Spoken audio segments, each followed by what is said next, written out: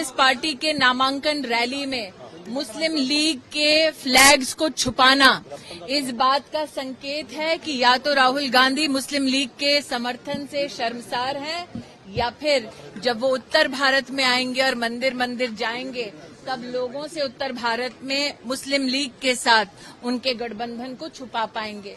मैं केरला आकर और विशेषतः वायनाड आकर देखकर ये स्तब्ध हो गई हूँ, आश्चर्यचकित हूँ कि पीएफआई जैसी आतंकवादी संगठन के बैन के बावजूद पीएफआई के पॉलिटिकल लीडरशिप से राहुल गांधी समर्थन अपने चुनाव के लिए ले रहे हैं। आज नॉमिनेशन में हम सब जानते हैं कि एक प्रत्याशी को, एक कैंडिडेट को oath of allegiance to the Indian constitution लेने की दरकार पड़ती है। तो राहुल गांधी संविधान के प्रति अपने ओथ को झुठला चुके हैं जब उन्होंने पीएफआई की पॉलिटिकल लीडरशिप से समर्थन अपने चुनाव के लिए लिया। मुस्लिम लीग के समर्थन से अगर राहुल गांधी इतने शर्मसार हैं कि अपनी नॉमिनेशन रैली में मुस्लिम लीग का वो ध्वज छिपा रहे हैं, तो कहीं ना कहीं अगर इतने शर्मसार हैं तो उन्हें मुस्लिम लीग का भी समर्थन ठुकरा देना चाहिए। स्मृति ईरानी की पूरी राजनीति मुद्दा विहीन, दिशा विहीन राजनीति है। असलियत यह है, महिला बाल विकास मंत्री हैं और महिलाओं के साथ क्या क्या नहीं हो जाता उनके मुंह से एक शब्द नहीं फूटता। मणिपुर में औरतों को नंगा आदमखोरों की भीड़ ने घुमाया, स्मृति ईरानी के मुंह से एक शब्द 78 दिन तक नहीं निकला। एक बार मणिपुर नहीं गई। हाथरस हो, उन्नाव हो, लखीमपुर हो, यहाँ की हमारी होनहार बेटियां हो जिनको बूटों के तले रौंदा गया, स्मृति ईरानी कुछ नहीं बोलती। अरे स्मृति जी, थोड़ी शर्म कर लीजिए। हमें 2 सर्टिफिकेट आपसे नहीं चाहिए, एक राष्ट्रवाद पर, एक धर्म पे, क्योंकि मेरा हिंदू धर्म मुझे कहता है यत्र नार्यस्तु पूज्यन्ते रमन्ते तत्र देवता। आपने औरतों को सिर्फ और सिर्फ शोषण के लिए रख छोड़ा है। इस तरह की गंदी राजनीति आप लोग करते हैं। दूसरी बात, मुझे ऐसा लगता है कि स्मृति जी को अमेठी जाना चाहिए।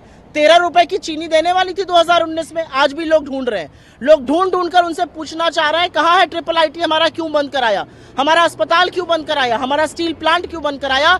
जिस अमेठी को सजोया था गांधी परिवार ने, वहां के लोगों से द्वेष की गंदी राजनीति स्मृति ईरानी क्यों कर रही है? पर वो तो वायनाड में है, चुनाव प्रचार कर रही हैं, और गांधी परिवार की तरफ से भी एक बात कहा गया कि वायनाड की जनता जो है आज परेशान है, ठगी हुई महसूस कर रही है।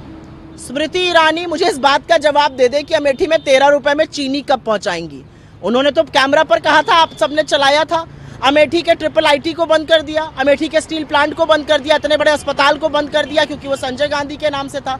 स्मृति ईरानी जैसे लोगों की दिक्कत यह है कि ये द्वेष की राजनीति में इस तरह लिप्त है कि ये लोगों की भलाई की बात कर ही नहीं सकते हैं। 10 साल बाद आज जब हम चुनाव के मुहाने पर हैं, महिला सुरक्षा पर मोदी सरकार का रिपोर्ट कार्ड एक बड़ा सा लाल फेलियर है, उस पर कुछ नहीं बोलेंगी स्मृति जी। महिला बाल विकास मंत्री है, कुपोषण भरा पड़ा है, कुछ नहीं बोलेंगी स्मृति जी। स्मृति जी कुछ नहीं बोलेंगी जब औरतों के साथ यौन शोषण होता है, लेकिन राहुल गांधी के नाम पर ही उनका मुंह खुलता है। तो मैं पूछना चाहती हूँ उनसे, आप किस राहुल गांधी की बात करती हैं? वो राहुल गांधी जिसने कन्याकुमारी से कश्मीर तक इस देश के पैदल नाप दिए, 4500 किलोमीटर की ये देश जुड़ा रहे, जो मणिपुर से मुंबई तक चलता है इस देश को जोड़ा एका रखने के लिए, जिसके परिवार का खून यहाँ की मिट्टी में शामिल है, वो बलिदान दिया है। स्मृति ईरानी से मुझे ना राष्ट्रवाद पर और ना धर्म पर सर्टिफिकेट।